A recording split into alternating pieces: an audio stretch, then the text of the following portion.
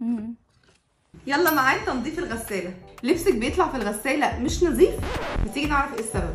السبب ان الغساله فيها بواقي صابون متراكمه، ومش بعيد كمان تكون عملت عفونه. هنبدا اول خطوه بتنظيف درج الصابون، وده اهم ومش محتاج غير انك تشطفيه بميه سخنه. كل بواقي الصابون هتدوب وهتروح على طول. بواقي الصابون دي لو اتجمعت كتير ممكن اصلا ما تعرفيش تفتحي الدرج ده. وفرشه سنان هتنضفي المنطقه اللي جوه، ممكن كمان تستخدمي فوطه معاها، ولو وصلت لمرحله العفن المنتج ده خطير. اهتمي بالمنطقه دي كويس، لان اي بقايا بتنزل بعد كده مع الصابون النظيف هي بتبقع لك الهدوم وبتعمل بقع السود. هنحط بعد كده ميه دافيه عشان تدوب اي حاجه لسه لازقه. بعد كده هنيجي لتاني اهم مرحله، وهو ان احنا نفتح الغساله ذات نفسها. لازم تتاكدي ان الجلده دي ما فيهاش اي بواقي، دي اللي بتلم بقى الزراير والدبابيس والحلقان. هنضفها كويس قوي بليفه عشان لو فيها اي حاجات حلق، وكمان هنضف الاطار ده. وهنا هتيجي تالت مرحله، والمرحله اللي بتكون مفاجاه ليكوا كلكم. المكان المخفي ده في الغساله اهم من الغساله ذات نفسها.